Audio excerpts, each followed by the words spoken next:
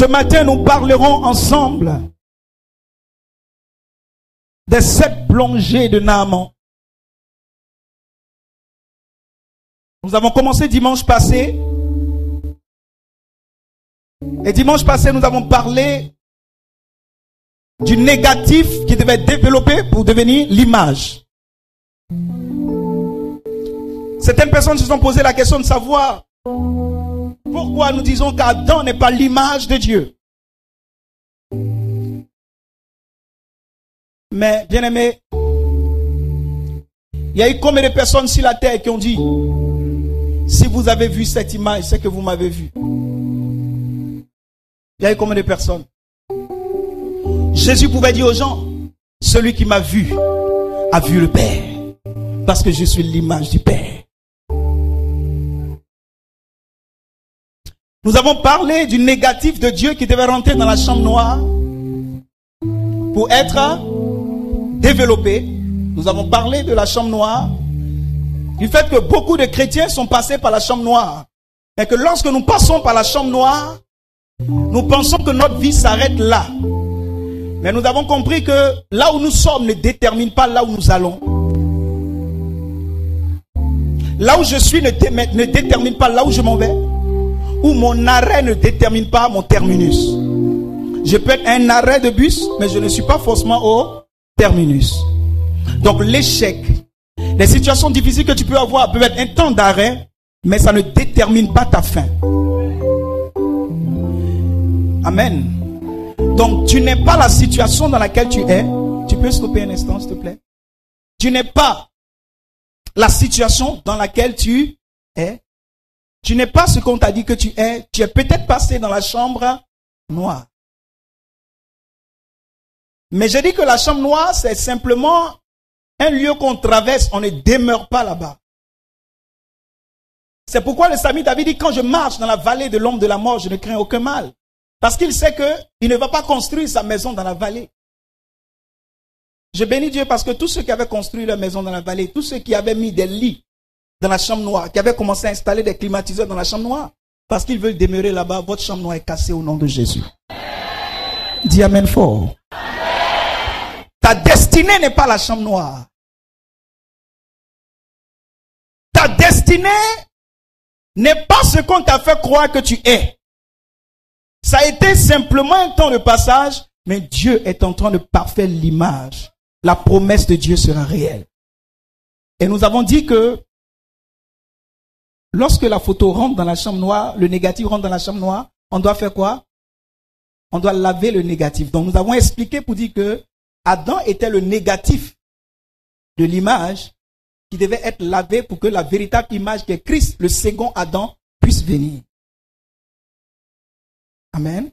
Donc Jésus est appelé le second Adam. Donc nous avons parlé du fait que Dieu utilise le négatif parce que tout ce que Dieu a utilisé depuis l'ancienne alliance était des négatifs. Négatifs sur tous les plans. Hein. Négatif en tant que négatif de photo, mais négatif même dans la vie. Je vous ai donné l'exemple pour vous dire que si Abraham était l'image de Dieu, il n'allait pas coucher avec sa bonne. Parce que Dieu ne couche pas avec sa bonne. David, s'il était l'image de Dieu, n'avait pas fait tuer le mari de quelqu'un pour prendre sa femme. Amen. Mais tout cela, comme c'est des négatifs, Dieu utilise le négatif. Nous avons dit que la société veut des hommes positifs, mais Dieu veut des hommes négatifs pour faire d'eux des positifs. Donc si tu as été indexé comme négatif, réjouis-toi. C'est de toi que Dieu a besoin. Toi qu'on ne croit plus en toi, c'est de toi que Dieu a besoin. Cette entreprise a besoin de toi. Ils ont besoin de moi. Nous avons dit que la photo, n'est-ce pas, le négatif dans la chambre noire a besoin d'être lavé. Et nous sommes allés pour faire une comparaison avec Naaman qui était le lépreux, qui était venu voir Élisée. Et Élisée lui a dit quoi? Va te laver 7 fois dans le Jourdain. Donc le négatif doit être plongé dans le liquide pour être lavé, pour que l'image, c'est-à-dire la photo, puisse sortir. Donc nous avons dit pendant que le négatif est dans la chambre noire, le client peut se plaindre pour dire: photographe, envoie ma photo. C'est le cas de beaucoup de personnes qui est en train de dire: Seigneur, depuis je prie, où est l'image? Où est la promesse? Mais ne pleure pas. Il sait ce qu'il fait. Le temps que ça met, Il est en train de prendre le temps de faire quoi? De laver. Mais vous savez, le silence de Dieu est un temps où Dieu travaille. Pendant que vous ne voyez pas Dieu parler, Dieu est en train de travailler. C'est pourquoi quand vous regardez de Malachie jusqu'à Matthieu, il y a eu 400 ans de silence. Pendant 400 ans, Dieu s'est tu. Entre Malachie et Matthieu, Malachie le dernier prophète de l'Ancienne Alliance et Matthieu le premier évangile, il y a eu 400 années de silence de Dieu. Mais pendant ces 400 années, pourquoi Dieu n'a plus parlé? Parce que Dieu était en train de préparer l'image dans le laboratoire. Il était en train de laver l'image. Ça a duré 400 ans. Ton épreuve va durer combien de temps? Il lave. Laisse-le. Lorsque les temps seraient accomplis, l'image sortira. Tu seras distingué au nom de Jésus. Quelqu'un dit, je suis distingué au nom de Jésus. Alors, ce matin, nous parlerons du processus du développement. Donc, le négatif qui est plongé dans le liquide pour être lavé. Nous avons dit qu'il y avait un homme qui était venu vers un homme de Dieu qu'on appelle Élisée du nom de Naaman. Naaman était le chef de l'armée du roi de Syrie. La Bible déclare qu'il jouissait de la faveur de son maître et d'une grande considération. C'était par lui que l'Éternel avait apporté le salut aux Juifs. Arrivé à un certain moment et ils étaient allés en Syrie avec une fille qu'ils avaient pris en captivité en Israël.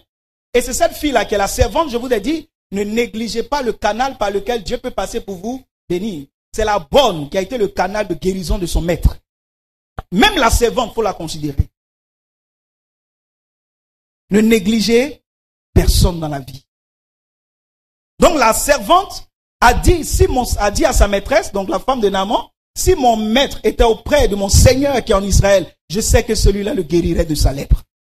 Elle a fait le compte rendu à son mari et qu'est-ce qui s'est passé? Naaman prend la direction d'Israël. Donc son roi a fait une lettre qu'il envoie au roi d'Israël pour dire j'envoie mon serviteur afin que tu le guérisses de sa lèpre. La Bible déclare que le roi d'Israël a déchiré ses vêtements parce que pour lui c'est une provocation. Depuis quand est-ce que lui peut guérir quelqu'un? Et quand il a parlé à l'homme de Dieu Élisée, Élisée lui a dit laisse-le venir et il saura qu'il y a un Dieu en Israël. Quelqu'un dit Amen. Dis on saura qu'il y a un Dieu que j'adore. On saura que j'adore un Dieu.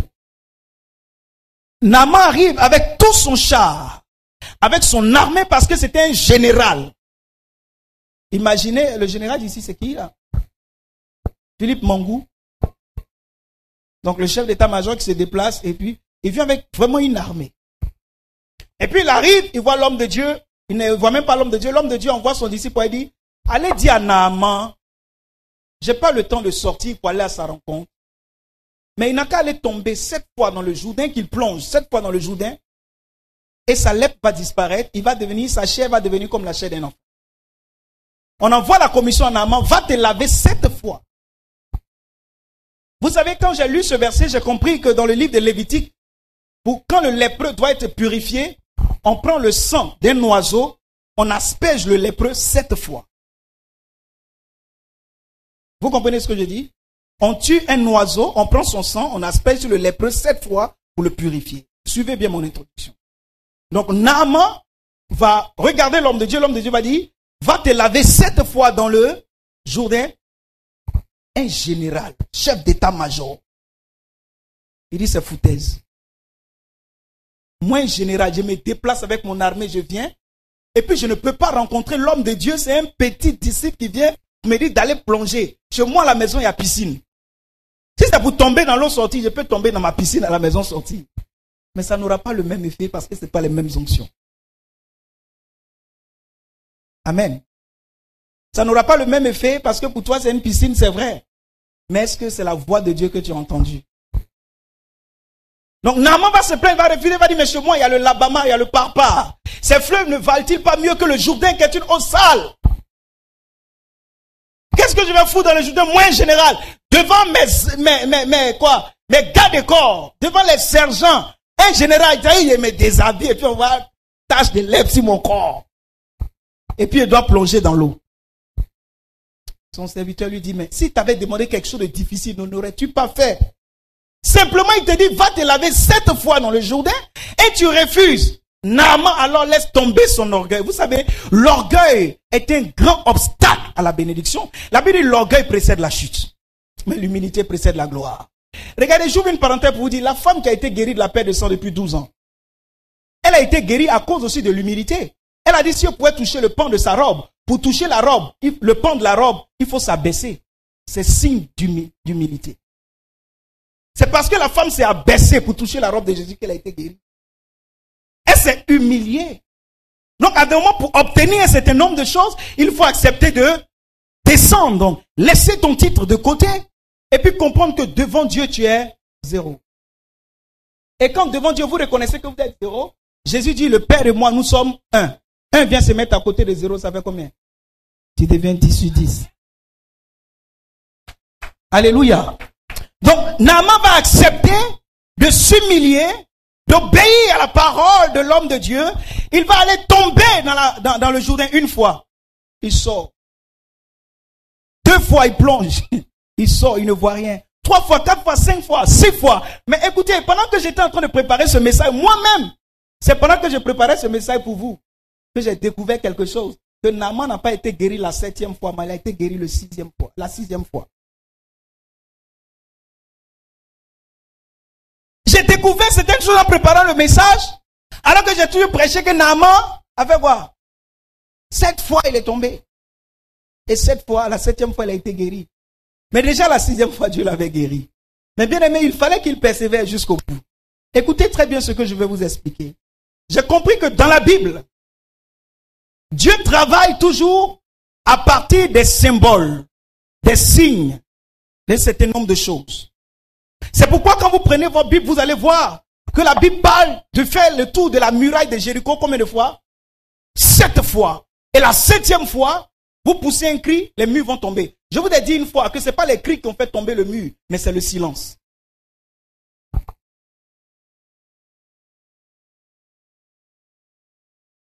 Vous n'êtes pas d'accord avec moi? Ce n'est pas le cri qui a fait tomber les murs, mais c'est le silence.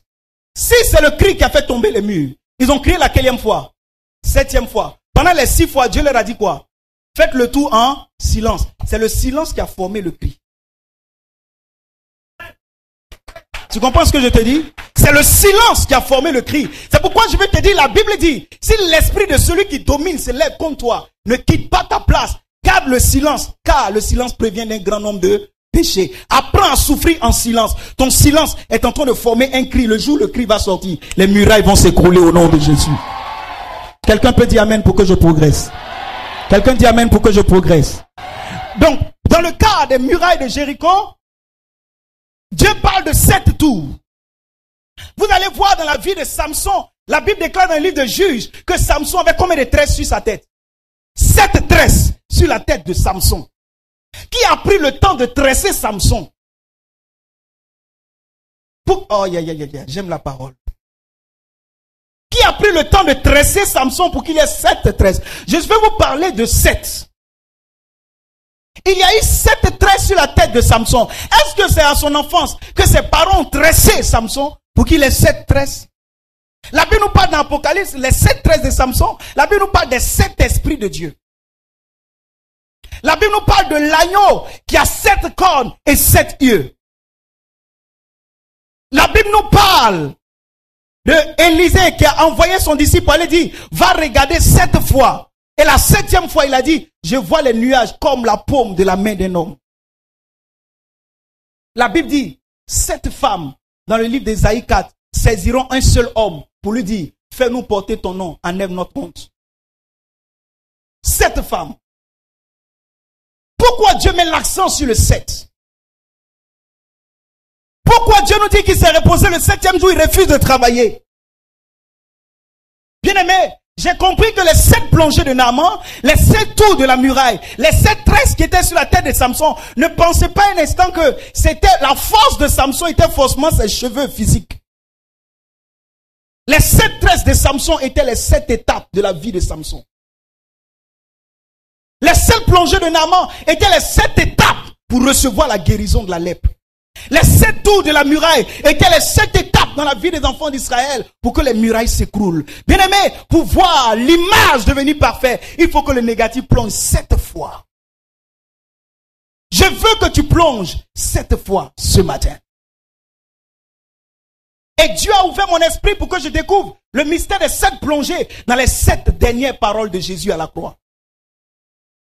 Pendant que Jésus était sur la croix, il a dit 7 phrases. C'est sur ces 7 phrases qui font les 7 étapes de la vie de l'enfant de Dieu pour rentrer dans le mystère de la bénédiction de la croix. Jésus n'a pas dit 8 phrases, il a dit 7 pendant qu'il était à la croix. Ce sont ces 7 phrases qui constituent, n'est-ce pas, le fondement de notre foi. Vous savez, on considère plus les dernières paroles de quelqu'un quand il est en train de mourir. Sa dernière volonté, merci beaucoup. Jésus était en train de dire ces dernières phrases. Et quand j'ai fait mes recherches, j'ai pris toutes les Bibles. J'ai pris Darby, j'ai pris Louis II, j'ai pris Scofield, j'ai pris Thompson, j'ai pris vraiment toutes les Bibles. J'ai vérifié, je découvre qu'il y a seulement 7 phrases que Jésus a prononcées étant sur la croix. Jésus prononce une première phrase dans le livre de Luc 23, verset 33. Il dit, Père, pardonne-leur car ils ne savent pas ce qu'ils font. Deuxième phrase qu'il prononce, dans Luc 23, le verset 43, il dit, aujourd'hui même tu seras avec moi dans le paradis. À un brigand à côté de lui. La troisième phrase qu'il prononce dans Matthieu 27, 46, il dit, Eli, Eli, lama sabachthani. La quatrième phrase que Jésus prononce, c'est femme, voici ton fils, fils, voici ta mère, dans Jean 19, 26 à 27. La cinquième phrase que Jésus prononce, c'est j'ai soif. Sixième phrase, j'ai soif dans Jean 19, verset 25. Donc nous allons revenir sur chaque phrase, hein, c'est pas grave, je vais revenir sur chaque phrase. La sixième phrase que Jésus prononce, c'est tout est accompli. C'est pourquoi je vous ai dit que Naaman n'a pas été guéri la 7e fois, mais elle a été guérie 6e fois. La 6e phrase, c'est tout est accompli. Dans Jean 19, 30. Et la dernière phrase, c'est je remets mon esprit entre tes mains et il est mort. Luc 23, 46. Je remets mon esprit entre tes mains. Voici les 7 phrases de Jésus qui constituent les 7 étapes de la vie d'un enfant de Dieu pour voir le négatif devenir une image vraie. Pour voir les murailles s'écrouler, pour que la lèpre disparaisse, il faut passer par les 7 phrases. Il faut expérimenter les 7 plongées. La première étape, c'est la première phrase. Pendant qu'il était à la croix, Père, pardonne-leur, car ils ne savent pas ce qu'ils font, en Luc 23, le verset 33. Bien-aimé, quand ils ont arrêté Jésus, qui l'ont amené au poteau de la croix, la première phrase qui va sortir de sa bouche, c'est Père, pardonne-leur, car ils ne savent pas ce qu'ils font. Quelqu'un dit avec moi, la confession, la repentance et la purification. Bien-aimé, tout se résume dans cette phrase. Jésus était venu pour libérer le monde de l'oppression du diable, pour libérer le monde du pouvoir du péché. La première étape dont je voudrais vous parler, c'est l'étape du pardon des péchés. Pardonne-leur, car ils ne savent pas ce qu'ils font. Mais bien aimé, vous ne pouvez pas obtenir le pardon des péchés sans regret et sans confession. Pour obtenir le pardon des péchés, il faut d'abord faire quoi? Regretter et puis confesser.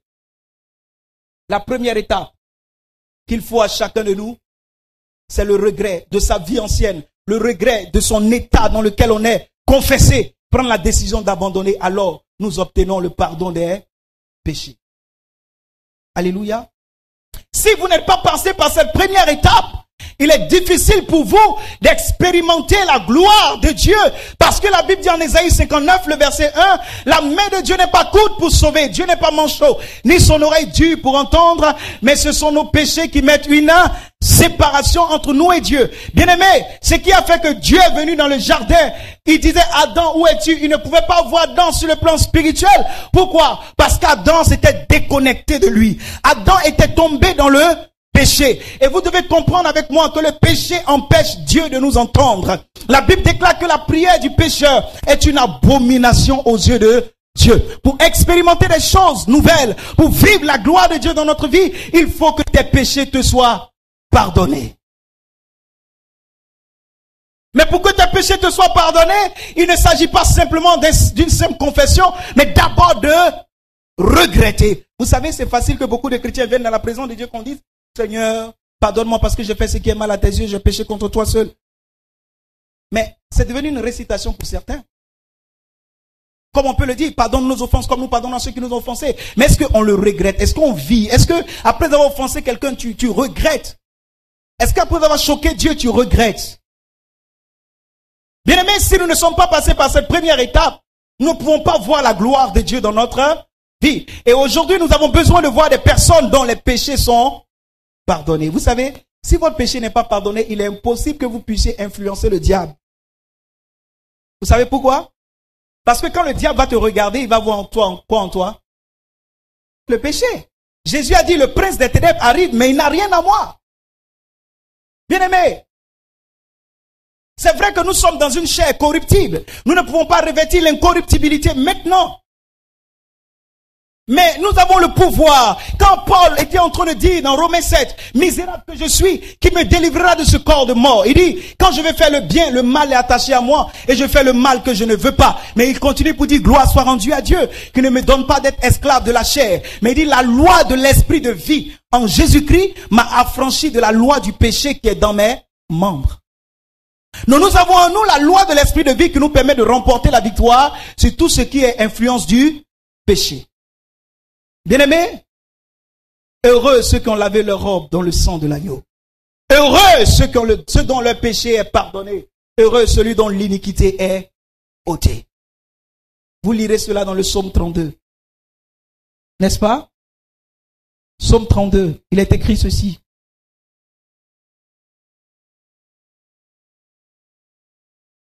Heureux celui dont la transgression est enlevée, celui dont le péché est pardonné. Heureux l'homme à qui l'Éternel ne tient pas compte de sa faute et dans l'esprit duquel il n'y a point de fraude. Tu ne peux pas être heureux tant que ton péché n'est pas pardonné. Pour que ton péché soit pardonné, il faut que tu l'avoues, que tu confesses, que tu le délaisses. Quelqu'un dit Amen. Quelqu'un dit Amen. La deuxième étape, pour moi, Jésus va à la croix. Et il regarde un brigand à côté de lui pendant que l'autre brigand dit, si tu es le fils de Dieu, sauve-toi et sauve-nous. Mais il y a un qui dit, souviens-toi de moi quand tu seras dans le paradis. Jésus dit, à l'instant même, quelqu'un dit à l'instant même, tu seras avec moi dans le paradis. La deuxième étape, c'est l'assurance du salut. Donc, à l'instant même, tu es sauvé. Pendant que vous venez d'obtenir le pardon de vos péchés. La deuxième étape, c'est qu'il faut que chacun de vous ait l'assurance de son salut. La Bible dit, mettez sur votre tête le casque du salut. Aujourd'hui même, tu serais moi dans le paradis de Dieu, c'est Luc 23, 43. Donc, l'assurance du salut. Bien-aimé, combien de personnes viennent à l'église? Mais combien de personnes ne sont pas sûres que si la trompette sonne aujourd'hui, ils seront enlevés? Qui parmi nous est sûr que si on entend tout à l'heure, pam, pam, pam, pam, la trompette sonne, en même temps il traverse ça et puis s'en va. Levez les mains, je vois. Levez bien les mains. Il ne faut pas derrière ton voisin, hein? Le diable t'attend dehors, il dit, toi, on se connaît. Levez bien la main, je vois. Oh, baissez les mains. Qui n'a pas encore l'assurance de son salut? Il y a toujours des chrétiens à Kwani. Des chrétiens qui ne sont ni chauds ni froids. Ils ne sont pas dans l'assurance de salut, ils sont pas n'a pas l'assurance de son salut. Il dit, qui n'a pas l'assurance de son salut actuellement? Merci pour votre sincérité, que Dieu vous bénisse. J'ai dit que Dieu vous bénisse. Mon frère, tu lèves ta main en conviction, hein? Mais il faut avoir l'assurance maintenant, après aujourd'hui.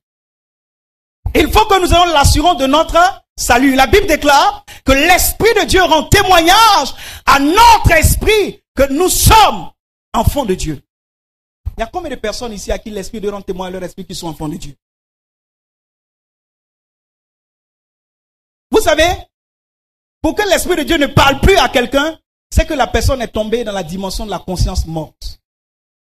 Or, vous ne pouvez pas tomber dans la conscience morte si vous n'avez pas attristé l'Esprit de Dieu plusieurs fois. En temps normal, un enfant de Dieu qui tombe dans un péché, il doit être triste même toute une journée. Parce que tu fais un avec l'Esprit de Dieu qui est en toi. Donc l'Esprit de Dieu étant attristé, qu'est-ce qui doit se passer? Tu dois être aussi attristé. Mais si tu n'as pas de remords, tu n'as aucun regret, bien-aimé, pose-toi la question si ta conscience vit encore. Quelqu'un qui pêche et puis il s'est confessé ou il ne s'est pas confessé ou il s'en fout. Il doute si l'Esprit de Dieu est encore là. Toi, si la trompette sonne, tu t'en vas en enfer sans embouteillage. Il n'y a pas feu rouge sur la route pour t'arrêter. Pour dire non, feu rouge et puis après on va avoir pitié de toi, venir te prendre. C'est direct dans le feu, sans embouteillage. La Bible dit large et spacieux le chemin qui mène à la perdition. C'est-à-dire que tu peux marcher comme ça, tu n'as pas cogné quelqu'un sur la route. Parce que le chemin est large. Mais on dit étroit et resserré est le chemin qui mène à la vie. Et la Bible précise, peu d'hommes empruntent ce chemin. C'est étroit. Mais je bénis Dieu pour vous qui avez l'assurance de votre salut. Mais vous devez savoir que le salut s'entretient. Ne tombez pas dans le piège de certaines personnes qui disent non, on ne perd pas le salut. Celui qui est sauvé, il est sauvé. Vous connaissez les gracistes. Il y a la doctrine des gracistes. Les branhamistes aussi enseignent ça. On fait quoi?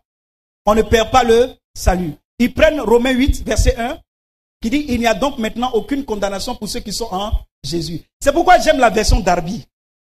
Pendant que Louis II s'arrête si il n'y a plus de condamnation pour ceux qui sont en Jésus, la version Darby met entre crochets pour ceux qui vivent, non selon la chair, mais selon l'esprit. Toute cette phrase-là, ça n'existe pas dans votre Bible. Mais ça existe dans la version Darby. Montre-le la version Darby. Ça existe là. Mais en Louis II, toute cette phrase est enlevée. Et les gens s'appuient dessus pour dire non, quand on est sauvé, on est sauvé.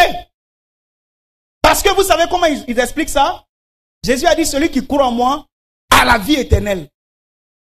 C'est le don gratuit de Dieu. Et ils ajoutent un autre verset qui dit, Dieu ne se répand pas de ses dons. Donc comme la vie éternelle, c'est un don de Dieu que Dieu ne se répand pas de ses dons. S'il accepte Jésus qui a déjà la vie, c'est fini. Donc, on est dans la vie chrétienne et puis à nous aller dans la capitale. On vit comme on veut parce qu'on a l'assurance de notre salut. Et certaines personnes aussi sont tombées dans le message de la prédestination pour dire non, Dieu connaît d'avance. Dieu a déjà choisi d'avance. Même si elle vit mal, avant ma mort, si elle choisit d'avance, elle serait sauvée. Bien aimé, le salut s'entretient. La Bible dit en Romains 6, demeurerions-nous dans le péché afin que la grâce abonde? Non, nous qui sommes morts au péché, comment vivrons-nous encore dans le péché? On ne peut pas, dans le temps de la grâce, dire qu'on a le salut, on n'entretient pas le salut. Le salut s'entretient avec quoi? La méditation de la parole. Le salut s'entretient dans la communion fraternelle. Le salut s'entretient dans la prière. Le salut s'entretient dans l'adoration. Le salut s'entretient en participant aux activités spirituelles. Le salut ne s'entretient pas dans les boîtes de nuit, dans les bars. Le salut ne s'entretient pas dans certains endroits qui ne peuvent pas nous amener à être propulsés spirituellement. Bien-aimé, entretiens ton salut. Jésus dit aux brigands, à l'instant même, tu seras avec moi dans le paradis de Dieu. Vous savez la grâce que nous avons, et puis ceux de l'ancienne alliance n'ont pas eu, c'est que ceux de l'ancienne alliance, dans l'ancienne alliance, il y a 3 lois, mais les gens seront jugés sur 2 lois. Ceux qui sont nés avant la loi morale, c'est-à-dire avant les 10 commandements de Moïse, seront jugés selon la loi de la conscience. Ceux qui sont nés à partir de la loi de la morale seront jugés à partir de la loi morale. Mais nous, dans la grâce, nous avons une grâce.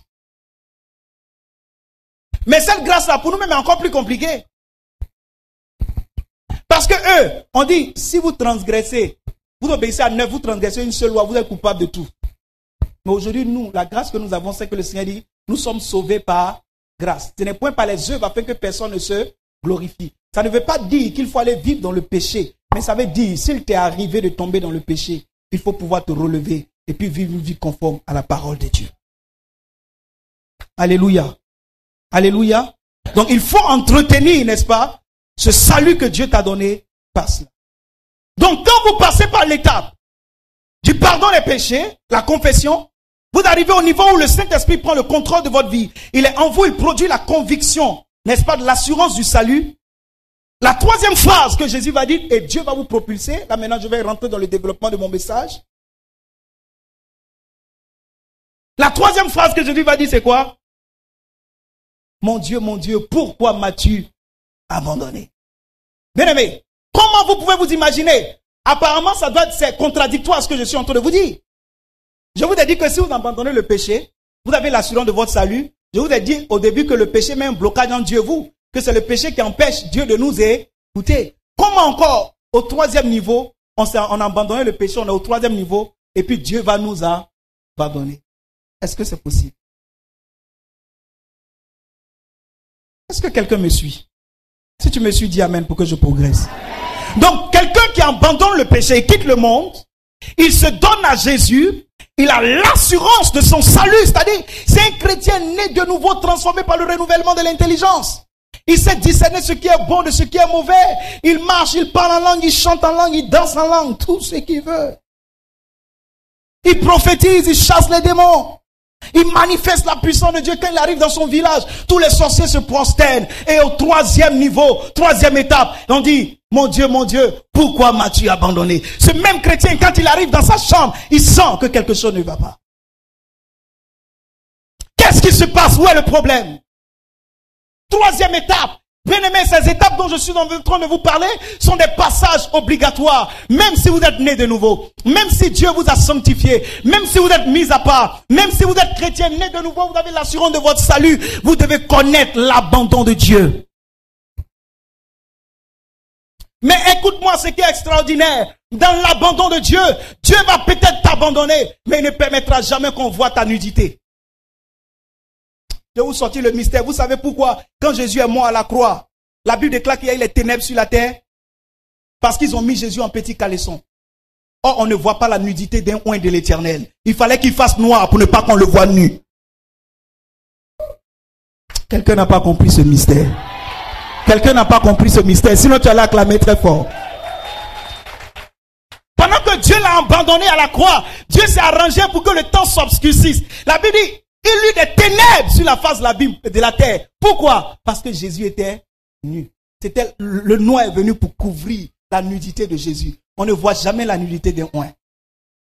C'est pourquoi même si Dieu t'a abandonné, il ne permettra jamais que les gens te voient jusqu'au bout. Il ne permettra jamais que ta nudité soit exposée. Il ne permettra jamais que tu arrives à un niveau où tu n'aies rien à manger. Non, même si tu es dans le temps d'épreuve, Dieu va trouver un moyen pour te préserver d'un certain nombre de choses. Même si tu es arrivé au troisième niveau, où Dieu, tu es en train de crier comme Jésus, la massa batani. Mais Dieu va permettre que l'obscurité tombe sur tes ennemis pour qu'ils ne te voient pas totalement nu.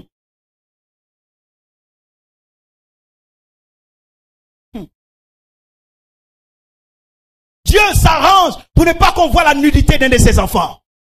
C'est pourquoi tu as des problèmes. Mais Dieu s'arrange toujours pour ne pas que les gens se moquent de toi. Pour que tu aies au moins le minimum, pour que tu puisses survivre.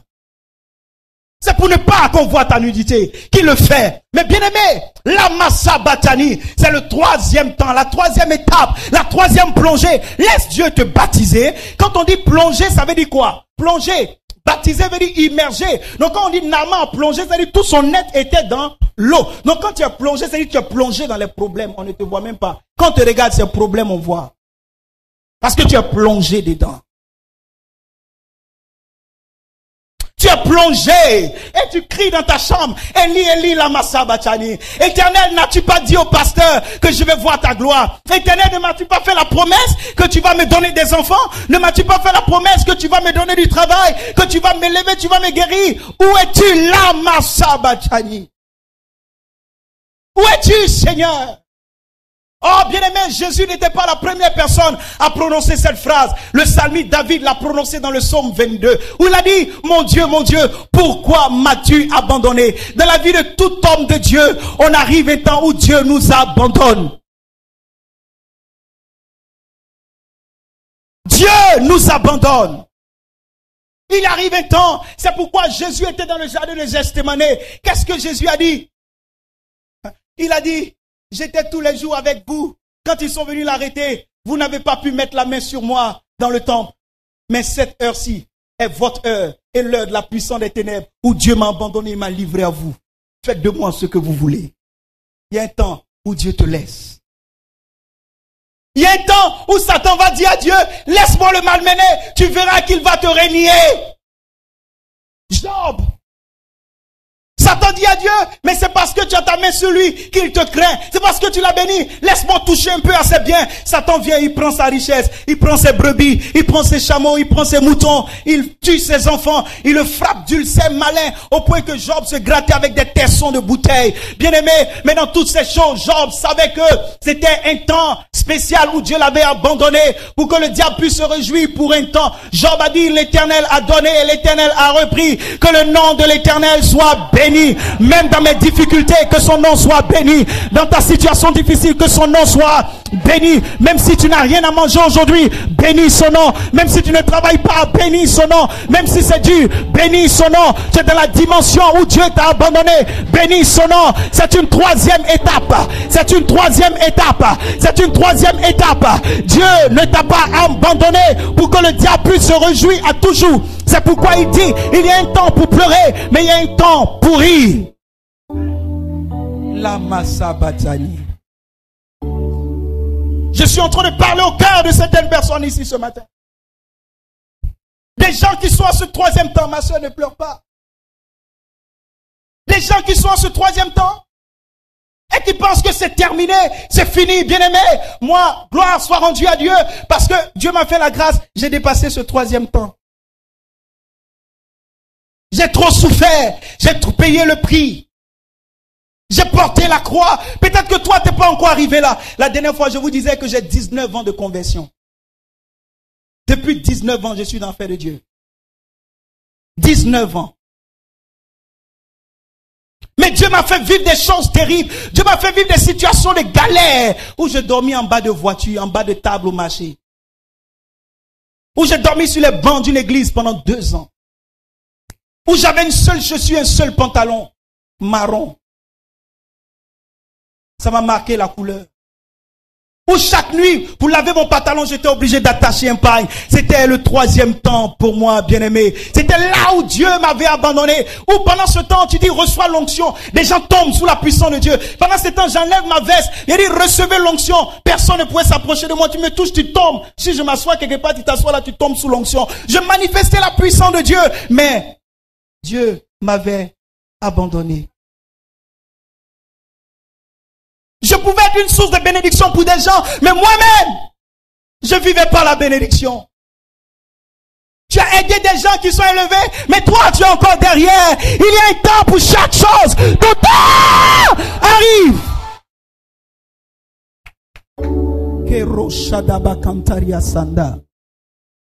Si Dieu a vu Daoud Suleiman dans cette situation de galère, de misère, arrivé un moment, il a dit, mon fils, on ne demeure pas dans le désert. C'est une traversée. Monte. Monte au 4e niveau. Monte à 4e étape. Oh, ce qui est extraordinaire, tu ne vas pas t'arrêter là. Dis à quelqu'un, tu ne vas pas t'arrêter là, à la 3e étape. Dis, la 3e, dis, tu ne vas pas t'arrêter à la 3e plongée. Dis à ton voisin, dis à quelqu'un. Dis à 2 personnes autour de toi, tu ne vas pas t'arrêter à la 3e plongée. Dis à 3 personnes, dis à 4 personnes, dis à 5, 6 personnes. Touche-les, dis-leur.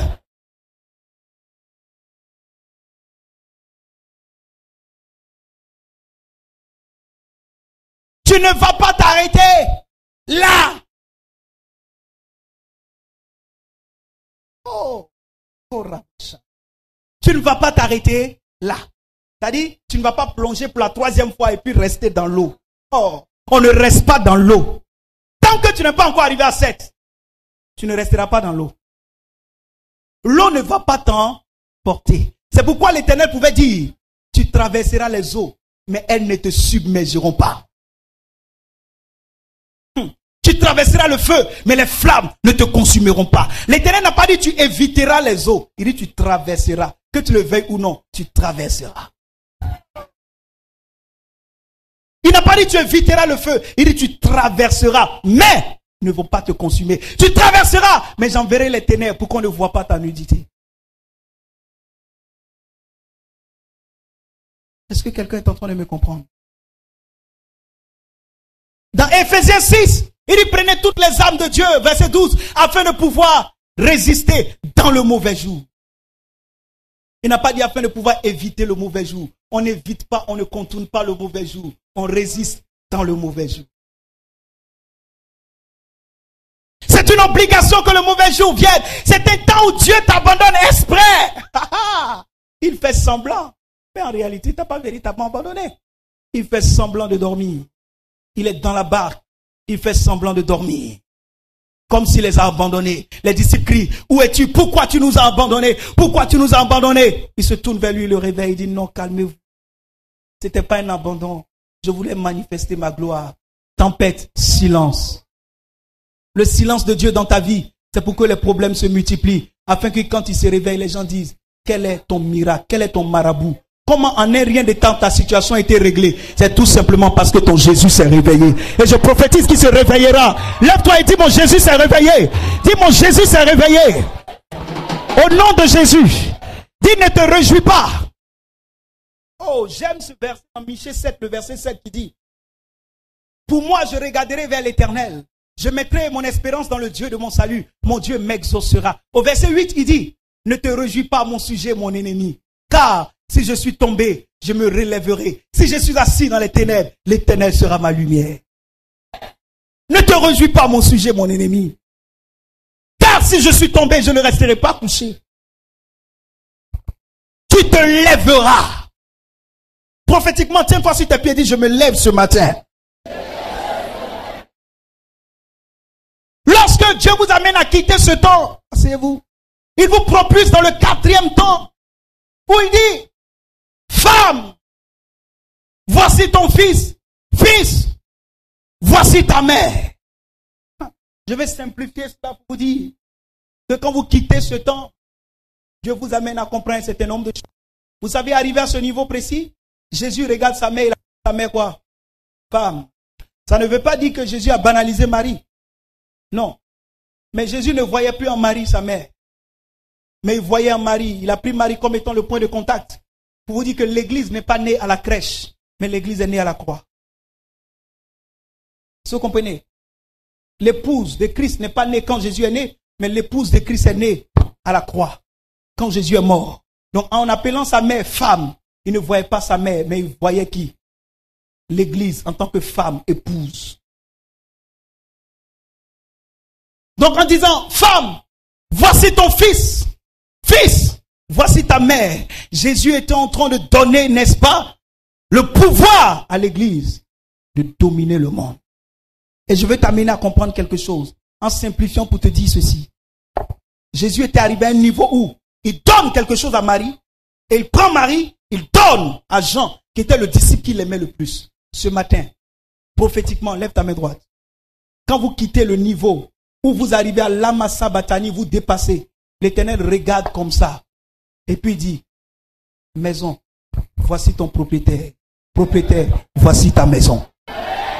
Voiture, voici ton propriétaire. Propriétaire, voici ta voiture. Mari, voici ta femme. Femme, voici ton mari. Je suis en train de prophétiser pour te dire, ce que tu n'as pas encore reçu après avoir traversé la 3e étape, Dieu s'apprête à te dire cette phrase, selon ton besoin. Il a dit, Marie, voici ton fils, fils, voici ta mère. Quel est ton besoin? Dis à la chose, voici ton propriétaire, et propriétaire, voici la chose. Cite la chose.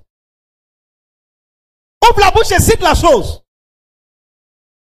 Je ne t'ai pas demandé de prier. Écoute-moi, ouvre les yeux. Vous avez trop fermé les yeux. Il dit, ouvre la bouche avec conviction et puis dis.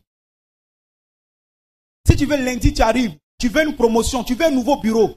Va, touche un nouveau bureau et puis dis, bureau, voici ton propriétaire, propriétaire, voici ton bureau. C'est ce que Jésus disait. Femme, voici ton fils, fils, voici ta mère. Va, touche une nouvelle voiture, change de voiture, dis, voiture, voici ton propriétaire, propriétaire, voici ta voiture. Donc, ça veut dire que quand vous arrivez à ce niveau-là, qu'est-ce que Dieu fait? Dieu s'apprête maintenant à commencer à vous donner des choses. Parce que vous avez dépassé le niveau de l'épreuve. Alors, Dieu va commencer à vous donner des choses. Est-ce que ce matin, quelqu'un est en train de me comprendre prophétiquement? Quelqu'un peut dire Amen pour que j'avance? Tu es le propriétaire de quoi? Oh, je ne t'entends pas. Tu es le propriétaire de quoi? Soit ça. Écoute. Tu es le propriétaire de quoi? Quoi ça? Propriétaire de un marché que tu as demandé. Il faut dire marché, voilà ton propriétaire, voilà ton marché. Tu veux un magasin, va en ville, touche un magasin, dis magasin, voilà ton propriétaire, voilà ton magasin. Quand tu fais ça là, c'est terminé. Quelqu'un d'autre ne peut pas venir parce que c'est toi le vrai propriétaire. Je dis c'est toi le vrai propriétaire. Et ce que tu viens de déclarer ce matin, si tu es un homme de foi, comme je suis en train de le dire, et si tu m'entends, lève-toi et dis je reçois mon miracle. Dis-le pour la deuxième fois. Dis-le pour la troisième fois. Dis-le pour la quatrième fois. Et donne une offrande d'acclamation à Jésus-Christ de Nazareth. Femme, voici ton fils. Fils, voici ta mère. C'est-à-dire quand vous demandez, vous quittez le niveau de l'épreuve, Dieu commence maintenant à vous donner des choses. Et puis Dieu ne vous donne pas n'importe qui. Ou n'importe quoi. Dieu donne quoi à Jean? Il donne qui à Jean? Jésus donne sa mère à Jean. Ah. Ta mère te tient à cœur, vrai ou faux? Non, ça veut dire ce que Dieu va te donner, c'est ce qui tient à cœur à Dieu. Ce que tu vas prendre, c'est ce qui tient à cœur à Dieu. Donc Dieu ne te donnera pas n'importe qui. Alors à partir de ce matin, quand tu vas quitter ici pour aller à la maison, si tu veux un terrain, tu veux une maison, va touche l'endroit et dis, terrain, voilà ton propriétaire, voilà ta chose. Va dans le nouveau travail que tu veux, va leur dire, tu touches le mur. Si tu veux, il ne faut pas que quelqu'un te voie. Touche le mur et puis dis, société, voilà ton nouveau propriétaire. Propriétaire, voilà ta société. Est-ce que je peux voir dans cette salle des gens qui obéissent follement à la parole de Dieu sans réfléchir? Beaucoup ne reçoivent pas des miracles parce qu'ils ne sont pas prêts à avoir ces gens de foi. Tu es étonné que demain on te propulse, on dit non, tu as eu une promotion sans te rendre compte. C'est venu de quoi? Parce que tu allais toucher le bureau. Tu allais toucher quelque part. Alléluia. Alléluia. Alléluia. Donc quand Naaman a eu ses péchés pardonnés, il a eu l'assurance de son salut. Dieu, la troisième fois, il a plongé. C'est-à-dire, quand il s'est levé, c'est là même que les situations se sont compliquées. Là, dans le Jourdain, il est resté collé. Il a cru que c'était d'autres taches de lèpre encore. Donc, la troisième fois, c'était l'Amasa Batani. C'est-à-dire, quand il est ressorti, c'est maintenant même que la lèpre est devenue dans sur son corps. Il a dit, prophète, tu es un menteur. C'est à ce niveau-là que beaucoup de chrétiens abandonnent. Et puis, leur bénédiction passe à côté. Au moment où Dieu les a abandonnés, là, c'est là que beaucoup de chrétiens aussi abandonnent la main de Dieu. Mais ils ne savent pas qu'ils sont non loin de leur miracle. Quand Naaman est ressorti, la lèpre s'est intensifiée. Ces gars ont dit, mais c'est quel prophète ça? C'est quelle révélation on reçoit et puis rien ne s'accomplit? C'est quoi? Naaman, je ne me reconnais pas. Prophète, qu'est-ce qui s'est passé? Plonge! Ne t'arrête pas. Bien-aimé, si tu es encore vivant et qu'à la première plongée, le diable n'a pas pu te tuer, il ne pourra plus jamais te tuer. Tu arriveras à la 7e plongée. Si tu as commencé la première plongée que tu es vivant, tu arriveras à la dernière plongée. C'est pourquoi ne pense pas que ta vie va s'arrêter en route. Ne pense pas que c'est tard. Naaman ressort, il ne voit pas. Mais la 4e fois, Naaman plonge. Et pendant qu'il rentre en bas de l'eau, Dieu commence à communiquer avec l'eau. Pour dire, Jourdain, voilà la personne que tu dois guérir. Naaman, voilà celui qui doit guérir ta lèpre. Naaman a une assurance, il ressort. Et puis Jésus crie, j'ai soif.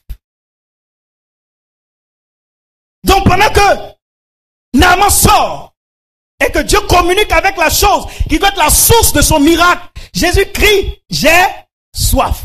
Or, le Seigneur dit, Jean 19, 25. Le Seigneur dit, si quelqu'un a soif, qu'il vienne à moi et qu'il fasse quoi?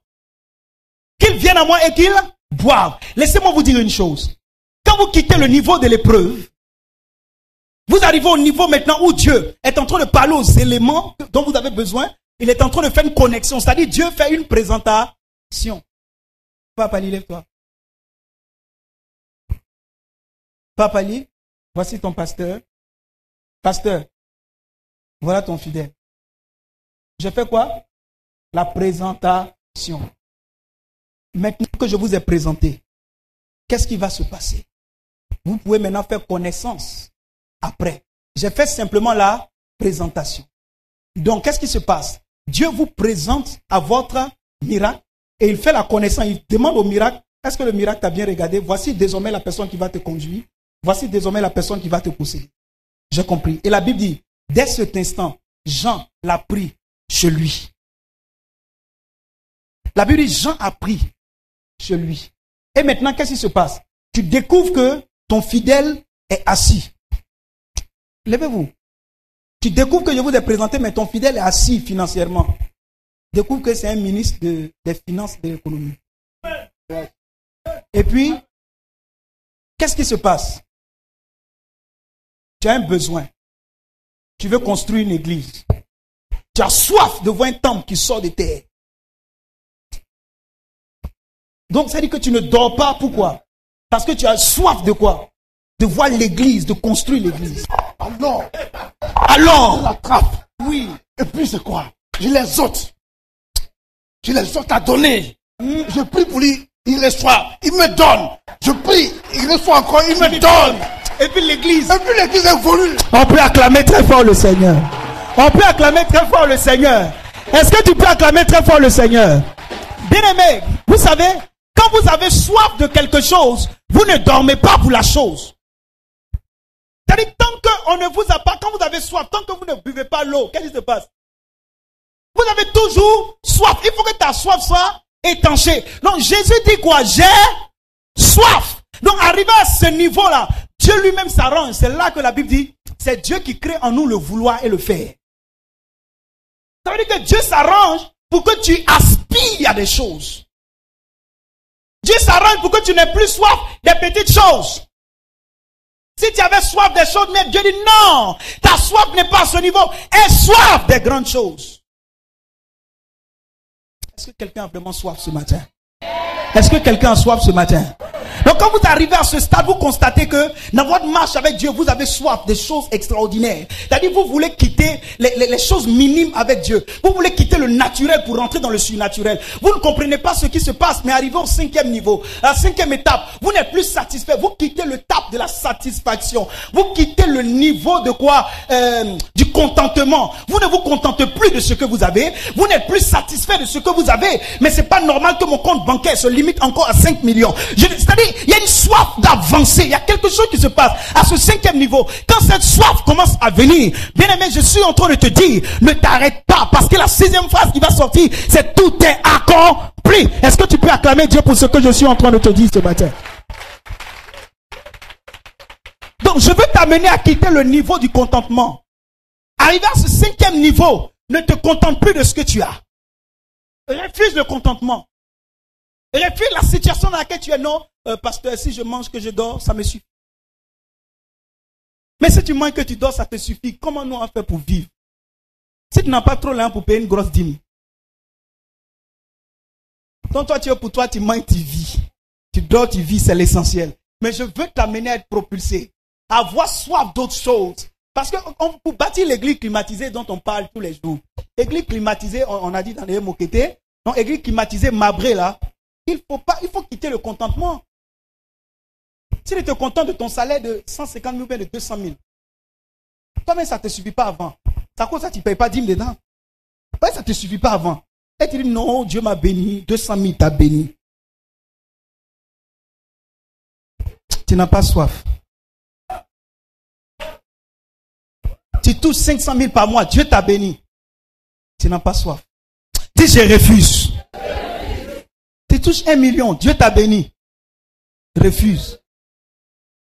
J'ai dit, quand on dit, tu seras béni et tu seras une source de bénédiction.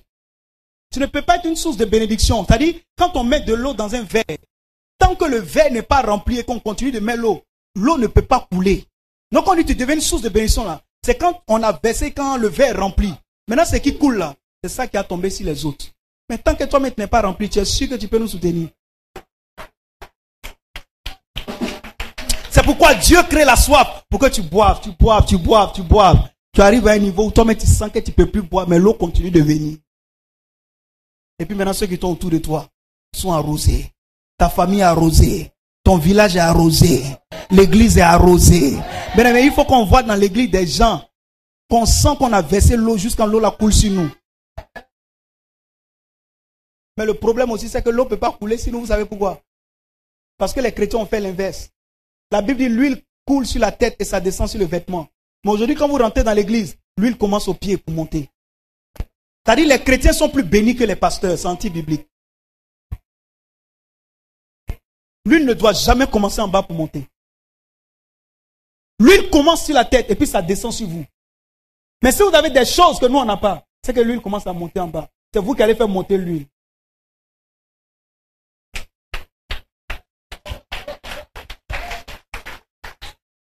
Ne faites plus monter l'huile. Laissez, versez sur nous. Oh, versez sur nous. Oh, hé chrétien, verse sur ma tête. Quand ça coule sur ma barbe, ça tombe maintenant sur les vêtements. Fais-toi ton huile. Ça commence en bas. Et puis des fois même, pour monter c'est difficile.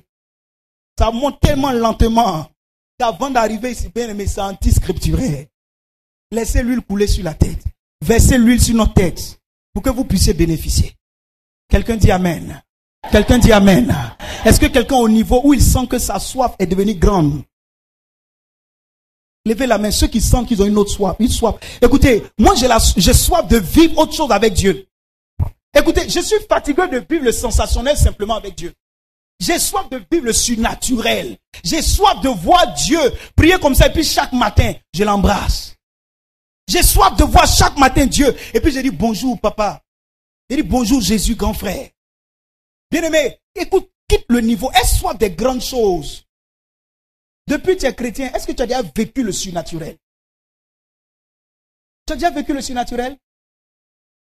Tu as déjà vécu des choses extraordinaires qui peuvent galvaniser ta foi? Il y a des gens, Jésus s'est même jamais présenté à eux. André, il ne te connaît pas avant. Il y a des gens qui n'ont jamais vécu des choses. Il y a des gens qui ont trop senti des choses. Dieu m'a visité aujourd'hui. À quoi de André Piment te brûle là, ça Dieu t'a visité. Oh, alléluia, Dieu m'a visité. Il est content pour lui, il a vécu le surnaturel comme ça. À quoi de chair de poule que tout le monde a là. Même les païens ont chair de poule. Donc à quoi de chair de poule tu as eu, c'est que Dieu t'a visité. C'est ça, il a visité tous les païens. Il connaît des païens qui sont très sensibles, qui ont froid, qui ont chair de poule. Donc Dieu les a visités comme ça. À cause des chairs de poule. Dieu t'a visité. Oh, je tombe sous l'onction. Il se lève. Ouh, il dit Dieu m'a visité. Mais tous les jours il te visite, il tombe. Qu'est-ce que tu as gagné? Je veux que tu vives le surnaturel. Ce que j'appelle le surnaturel, ce n'est pas les sensations que tu as.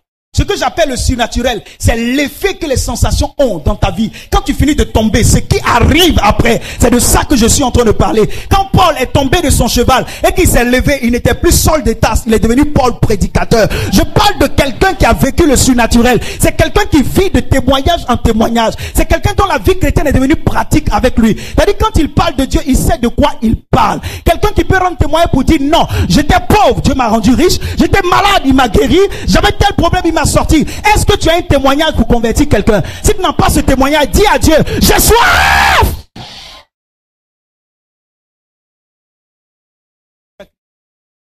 Dis j'ai soif du surnaturel. Seigneur, je suis fatigué de vivre les mêmes choses. J'ai soif des grandes choses. Quelqu'un dit Amen. À ton voisin, Dieu va étancher ta soif ce matin. Dis-lui, Dieu va étancher ta soif ce matin. Dis à 3 personnes, Dieu va étancher ta soif ce matin. Dis à 4, 5 personnes, Dieu va étancher ta soif ce matin. Bien-aimé, tu as soif de voir quoi dans ta vie? Je suis fatigué, je suis fatigué. J'ai soif de voir des choses extraordinaires se produire. J'ai soif de voir Dieu faire des miracles. J'ai soif de voir pendant nos cultes des paralytiques se lever et marcher. J'ai soif de voir des aveugles voir. J'ai soif de voir des fous qu'on enchaîne, qu'on envoie ici et qu'après la prédication on les détache parce qu'ils sont guéris. J'ai soif de voir une église climatisée se lever. J'ai soif de voir des cars sur lesquels c'est écrit Sénat Transport. J'ai soif de voir des taxis Sénat Transport. J'ai soif de voir des bateaux où ils ont mis Sénat Transport. J'ai soif de voir des magasins, établissements Sénat. J'ai soif. J'ai soif, Seigneur. J'ai soif, Seigneur. Je veux que tu étanches ma soif, Seigneur. Je suis fatigué. Je veux voir ta gloire. J'ai soif. Est-ce que tu as soif? On a soif. L'église a soif. L'église veut voir la gloire de Dieu. Je suis fatigué de vivre les petites choses, de bénéficier des petites choses. Je suis fatigué de bénéficier des miettes. Bien-aimé, c'est pas quand les gens sont fatigués d'obtenir quelque chose ou de porter quelque chose qu'ils vont venir te donner. Refuse ça. Je suis en train de te dire, il faut avoir soif de nouvelles choses. Quitte dans les anciennes choses, car les choses anciennes sont passées et toutes choses deviendront nouvelles dans ta vie ce matin. Je suis en train de te dire, il faut faire monter ta soif. Aspire à de grandes choses. Et parce que tu aspires à de grandes choses, Dieu te permettra d'obtenir ces grandes choses. Car lorsque tu finis d'avoir soif, la Bible déclare en Jean 19, le verset 30, que Jésus s'écria, tout est accompli. Je t'annonce ce matin que tu es sur la phase de l'accomplissement de ton miracle. Le temps de ton miracle est arrivé. Le temps où tu dois vivre l'accomplissement de ton miracle est arrivé. Est arrivé. Dis avec moi, tout est accompli.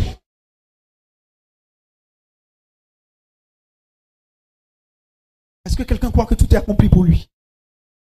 Dis, tout est accompli pour moi. Dis, tout est accompli pour moi. Dis, tout est accompli pour moi. Quand Naaman a constaté ces choses, il a commencé à avoir soif de sa guérison. Alors, la 6e fois quand il plonge, l'Éternel lui confirme que tout est accompli. Bien-aimé, quand vous arrivez à ce stade, vous commencez peut-être à voir, ne serait-ce que de petites choses, se présenter à vous. Mais l'Éternel vous convainc que tout est accompli.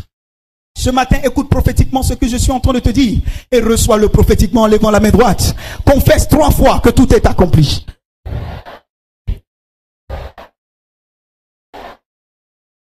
Amen. Bien-aimé, la 6e fois, la Bible déclare que le 6e jour, Dieu a regardé toute la création et il a dit non, j'ai créé les arbres, les fleurs, les herbes, les animaux, j'ai créé toutes choses, mais il y a quelqu'un qui manque. Le 6e jour, il y a quelqu'un qui manque. Il y a les animaux, il y a tout, mais il faut que je crée l'homme afin qu'il domine. La 6e fois, Dieu se met dans un mouvement et dans une dimension de création. C'est la 6e fois que Dieu commence à créer. C'est au 6e niveau que Dieu commence à créer. C'est le 6e jour que Dieu commence à créer l'homme. Celui qui va dominer. Je suis en train de te dire que Dieu est en train de façonner une nouvelle atmosphère autour de toi. Il est en train de te recréer. Il est en train de te refaire. C'est pourquoi j'aime plutôt la version qui dit, si quelqu'un est en Christ, il est une nouvelle création. J'aime pas les versions où il dit, il est une nouvelle créature. Je préfère plutôt une nouvelle création. Parce que nouvelle créature, ça veut dire que tu es là, et puis on prend l'ancienne créature là, on transforme ça un peu. Or, une nouvelle création, ça veut dire qu'on t'efface et puis on te refait. C'est carrément une nouvelle personne qui sort. Là, à ce moment, on dit tu es né de nouveau. Le sang qui coule dans tes veines, c'est pourquoi je suis en train de parler à quelqu'un. Tu es séropositif. Le sang qui coule dans tes veines en ce moment. Le sang qui coule dans tes veines en ce moment. Tu acceptes ce que je suis en train de te dire. Tu acceptes d'expérimenter la nouvelle naissance. Ce n'est plus le sang d'un être humain qui coule dans tes veines. Le sang de Jésus coule dans tes veines parce que tu nais de nouveau. Je parle à quelqu'un qui est séropositif au milieu de nous. La grâce et la puissance du Saint-Esprit est en train de faire du bien à cette personne.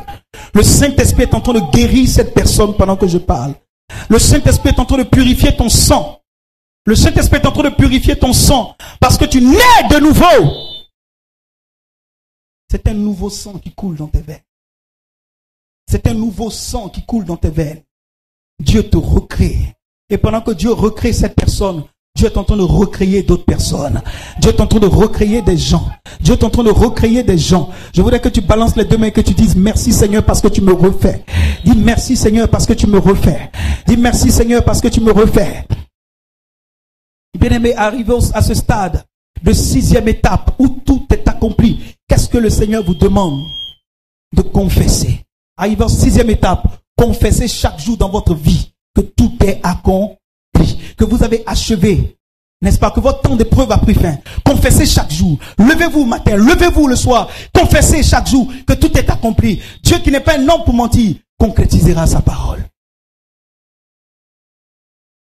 Et quand Dieu s'arrête à ce stade avec vous, l'Éternel dit, Jésus disait, Père, je remets mon esprit entre tes mains. Bien-aimé, pour vous dire ceci.